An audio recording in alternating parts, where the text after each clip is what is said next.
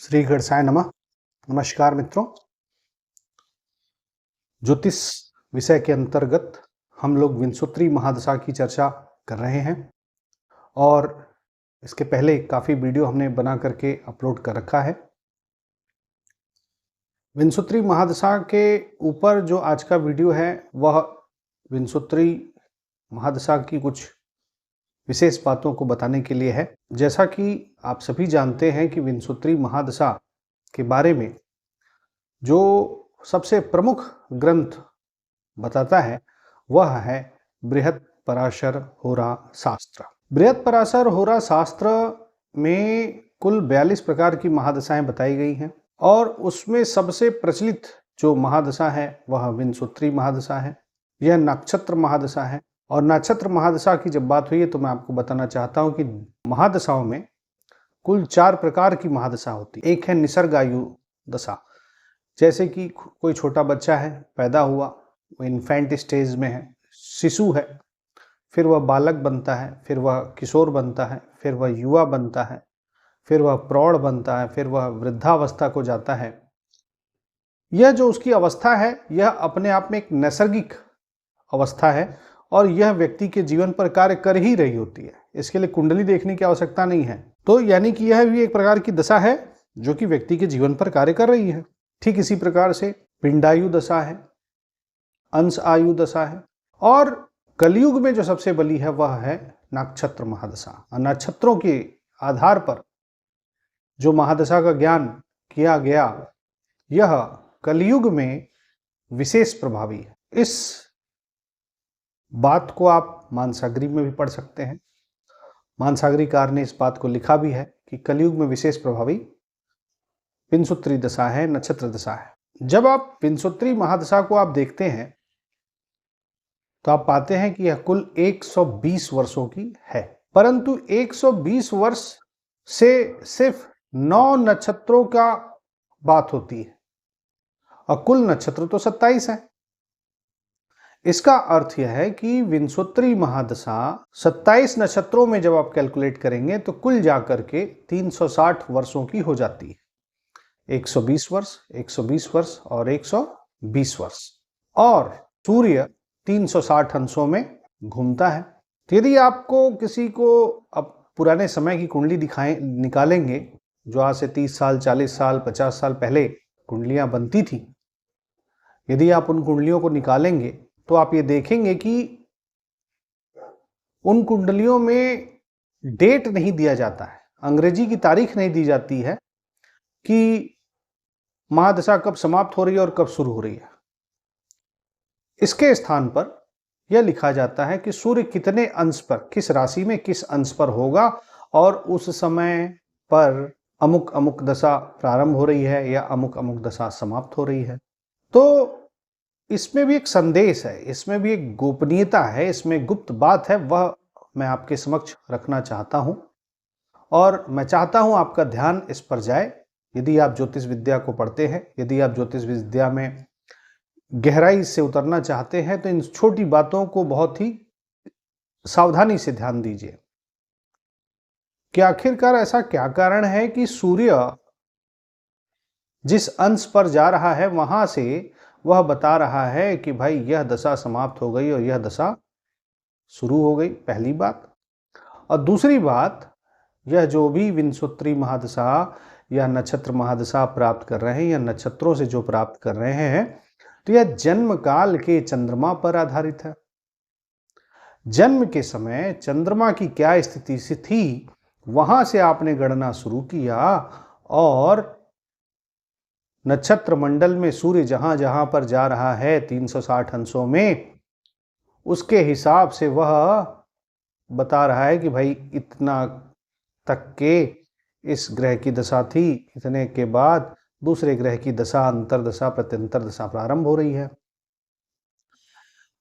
इसको जब मैं अपने दृष्टिकोण से समझता हूं तो मैं ऐसा समझता हूं कि यह मन और आत्मा के संबंध को बताने वाली विषय वस्तु है। अर्थात दशाएं जो हैं वह मन और आत्मा के बीच जो समय का संबंध बन रहा है इसको बताने की व्यवस्था महादशा की है। महादशा एक प्रकार से वह भी समय के अंतर को ही बता रहा है, समय के परिवर्तन को ही बता रहा है। वह किसी एक व्यक्ति के जीवन में व्यक्तिगत रूप से कैलेंडर है। जैसे हम सभी एक कैलेंडर यूज करते हैं, कैलेंडर शब्द अंग्रेजी का है जो कि हिंदी के ही शब्द या संस्कृत के शब्द से उत्पन्न हुआ है और जिसका नाम है कि कालांतर।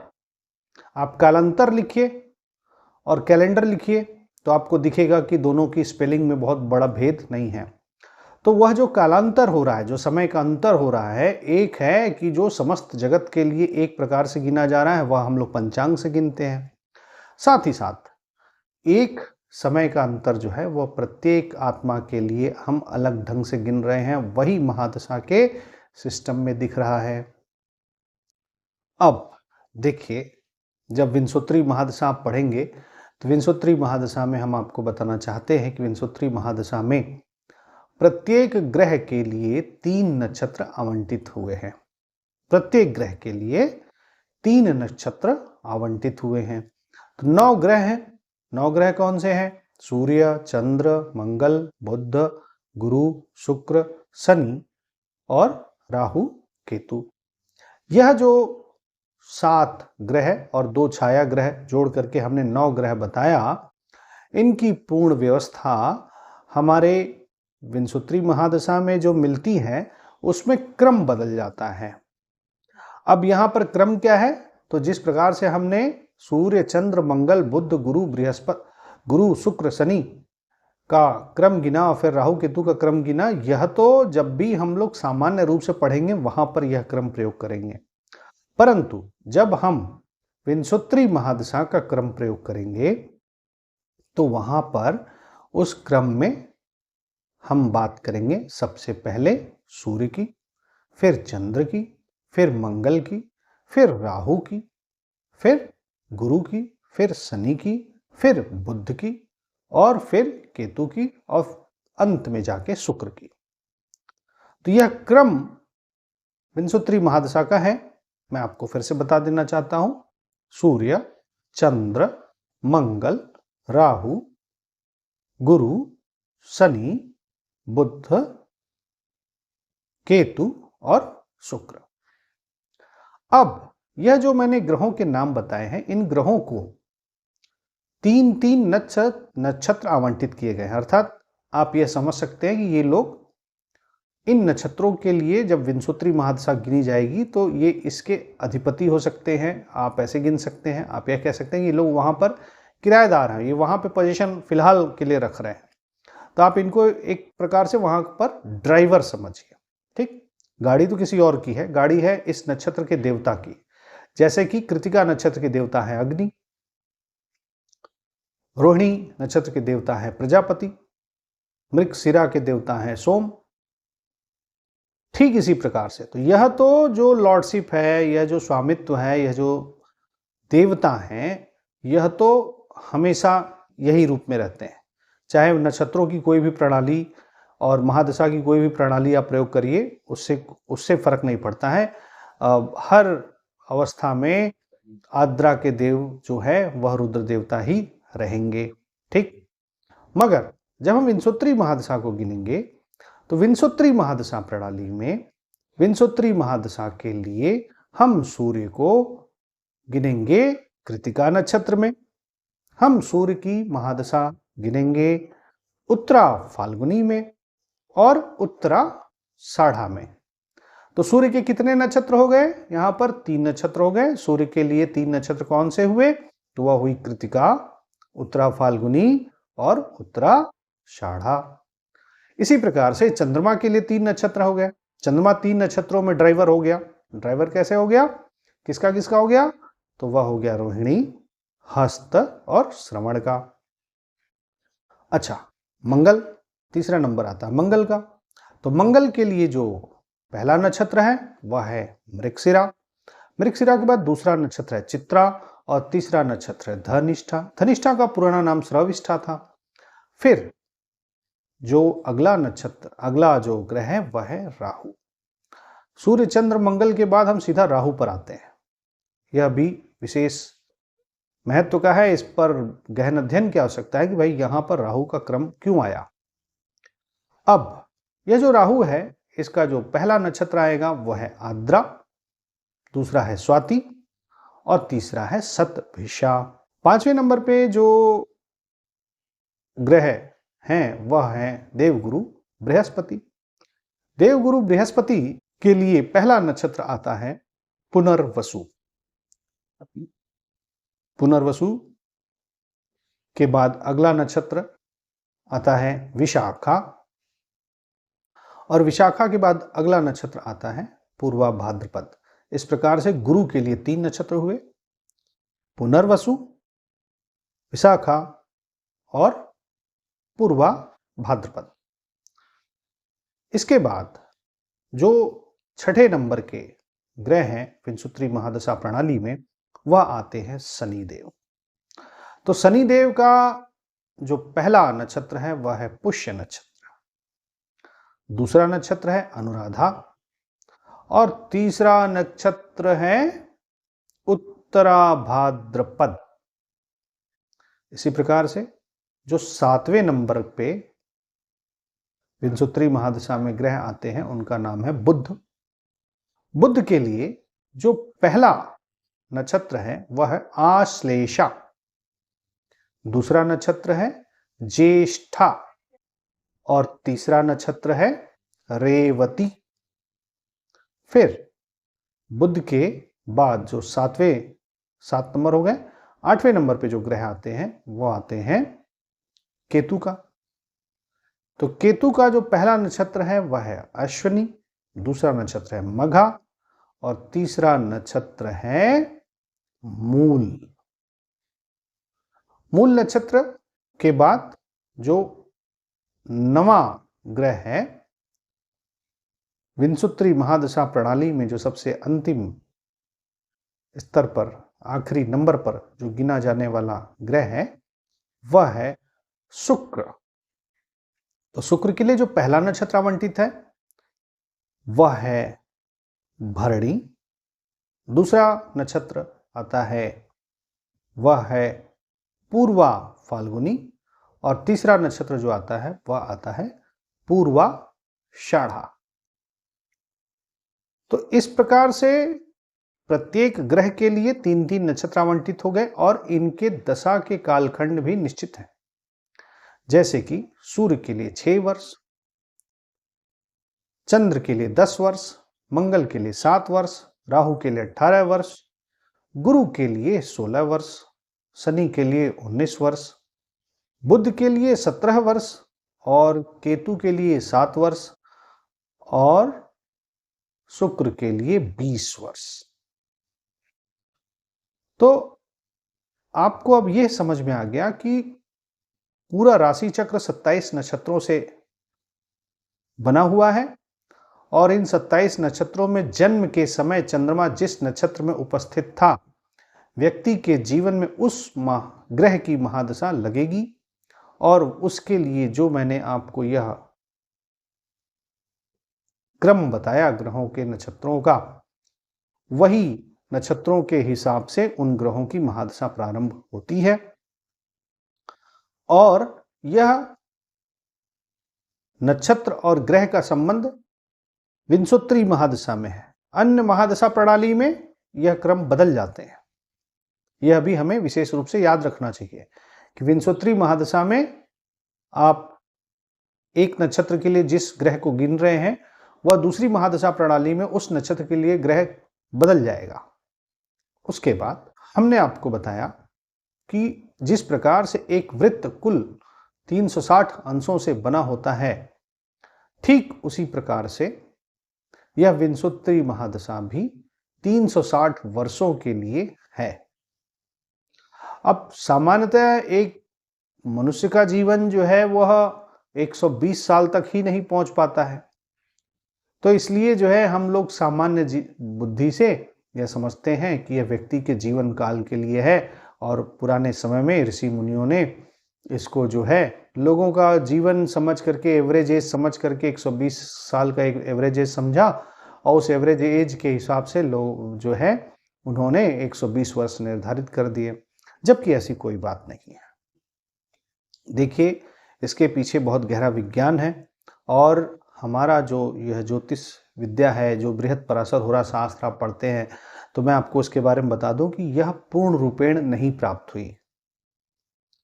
जो यह ग्रंथ है, बहुत प्रकाशकों ने बहुत मेहनत किया, मगर यह पूर्ण रूपेण प्रकाशित नहीं हो पाई, मिली ही नहीं, प्रकाशित कहां से होगी। इसलिए इसके काफी रहस्य अभी भी खोए हुए हैं।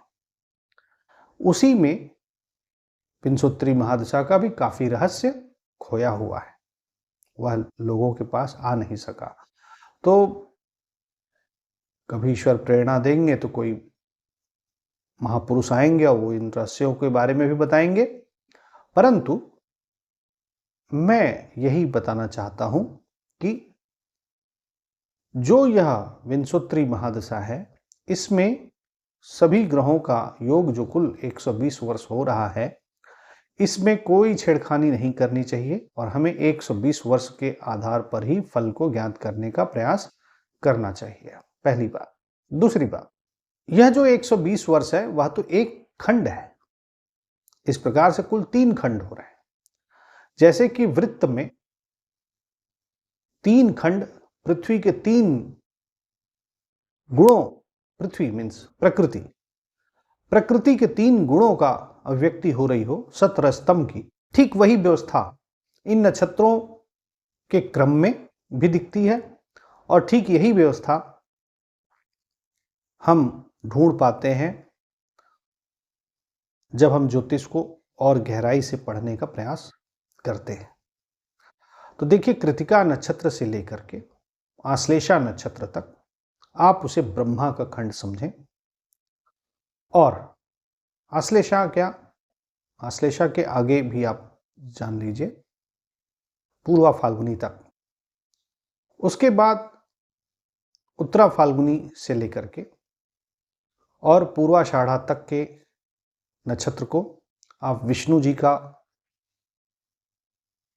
गुणधर्म से युक्त कालखंड समझ सकते हैं। और जब आप उत्तराषाढ़ा, जब आप उत्तराषाढ़ा से भरणी नक्षत्र के कालखंड को देखेंगे तो आपको वहां पर विशेष ध्यान शिव जी के स्वरूप का, शिव जी की शक्ति को समझना है। इस प्रकार से ब्रह्मा, विष्णु और महेश की उपस्थिति इन 360 अंशों में, 360 वर्षों में आपको स्पष्ट दिखाई देने लगेगी। और जब भी कभी आगे मुझे समय मिलेगा तो मैं इसको और अच्छे से नक्षत्रों की फिलॉसफी जब मैं पढ़ाऊंगा तो वहां पर आपको सब चीजें अच्छे से बता दूंगा। तो यदि आप मेरा नक्षत्रों के ऊपर जानना चाहते हैं तो आप कमेंट में लिख सकते हैं, तो मैं आगे चल के नक्षत्रों के ऊपर भी आपको एक अच्छा खासा इंटरप्रिटेशन दूंगा। परंतु आज तो जो विषय है वह तो विंशोत्तरी महादशा पर है। तो विंशोत्तरी महादशा पर हमने प्राइमरी स्टेज बता दिया कि कितने नक्षत्र हैं, कितना वर्ष है और उनका क्रम क्या है। जो आज के वीडियो में बताया है आपको विंशोत्तरी महादशा के बारे में, ये बिल्कुल प्राथमिक चीजें हैं। आपका एक ज्ञानवर्धन ही हुआ विंशोत्तरी महादशा के बारे में।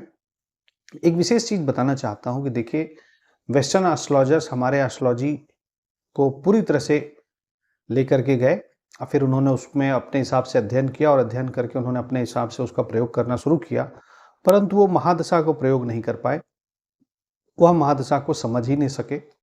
और महादशा का प्रयोग न करने के कारण ही वह ज्योतिष के अधूरे पक्ष से ही लाभान्वित हो पाए। वह पूर्ण रूपेण ज्योतिष के पक्ष को नहीं समझ सके, ज्योतिष के अंदर स्थित आध्यात्मिक बल को वह नहीं जान सके और इसीलिए वह ज्योतिष को एक प्रकार से विज्ञान सिद्ध करने में लगे रहे। परंतु मेरा ऐसा दृष्टिकोण है कि ज्योतिष विद्या बहुत ऊंची विद्या है, यह ब्रह्म विद्या है, यह आध्यात्मिक विद्या है। यह मनुष्य के जीवन में आत्मा का समय के साथ किस प्रकार से संबंध बन रहा है उसको बताने वाली विद्या है और उसका विशेष प्रभाव आप इन महादशाओं की शक्ति के माध्यम से देख सकते हैं। जैसे ही महादशा बदलती है व्यक्ति के जीवन में उसकी प्रकृति, वृत्ति, उसका रंग ढंग, उसका काम करने का तरीका, सब कुछ आप बदलता हुआ देखते हैं। जैसे ही समय बदलता है व्यक्ति के जीवन में काफ़ी चीज़ों में बिल्कुल बहुत ज़्यादा ज़मीन से लेकर आसमान तक का परिवर्तन होता हुआ दिखता है। उदाहरण के लिए मैं आपको बताना चाहता हूँ, आपने कई बार ऐसा देखा भी होगा कि जब भी लोगों के जीवन में राहु की महादशा चल रही होती है वो व्यक्ति बड़ा ही तामसिक होगा। कई बार, सभी नहीं होंगे, कई बार ऐसा आपको देखने में आएगा कि व्यक्ति बड़ा तमस में घिरा हुआ, तामसिक प्रवृत्ति में घिरा हुआ है। परंतु जैसे ही गुरु की महादशा लगी, उसके जीवन में किसी गुरु का आशीर्वाद उसको लगा और वह व्यक्ति पूरी तरह से आध्यात्मिक हो गया। अब जरा विचार करिए कि एक व्यक्ति जो राहु की महादशा में तामसिकता में गिरा हुआ था, जैसे ही गुरु की महादशा लगी वह बिल्कुल अध्यात्म की दिशा में चल पड़ा। तो आखिरकार महादशा ने अपना प्रभाव दिखाया या नहीं दिखाया? इस प्रकार से मुझे ऐसा समझ में आता है कि यह महादशाएं अपना प्रभाव दिखाती हैं और कुल 42 प्रकार की महादशाओं के बारे में यदि बृहत्पराशर होरा शास्त्र कह रही है तो ये सभी 42 प्रकार की महादशाओं का अपना प्रभाव है। आप यह नहीं कहिए कि किसी की महादशा का कोई प्रभाव नहीं है। बात सिर्फ इतना सा है कि जिस महादशा को बल प्राप्त होता है वह अपना प्रभाव विशेष रूप से दिखाती है। जिस महादशा को बल प्राप्त होता है वह महादशा विशेष रूप से अपना प्रभाव दिखाती है। तो कौन सी महादशा कब बली होगी, यही चीज अनुभव की है, यह अनुभव से ज्ञात होगा। इसके बारे में ढेर सारी कंडीशन भी बताई गई है। बृहत्पराशर होरा शास्त्र आप जब पढ़ेंगे तो उसमें कंडीशन भी दी हुई है। उन कंडीशंस को भी हमेशा याद रखना चाहिए। उन कंडीशंस के हिसाब से ही जो है इस विद्या का प्रयोग करना चाहिए। तो आज मैंने एक छोटी सी परिचर्चा विंशोत्तरी महादशा पे किया। इसके बारे में कुछ और सूत्र मैं अगले वीडियो में दे दूंगा। आप मेरे इस वीडियो को देखना चाहते हैं तो इस वीडियो को सब्सक्राइब कर लीजिए, अन्यथा मेरा आने वाला वीडियो आपके हाथ से मिस हो सकता है, क्योंकि जो लोग सब्सक्राइबर रहते हैं उनको नोटिफिकेशन चला जाता है, जो लोग सब्सक्राइबर नहीं होते उनको नोटिफिकेशन नहीं जाता है। तो एक विशेष बात आपको बतानी थी। मैं आशा करता हूँ आपको मेरा यह प्रयास पसंद आया होगा। आपने इस वीडियो को देखा, बहुत बहुत धन्यवाद। नमस्कार।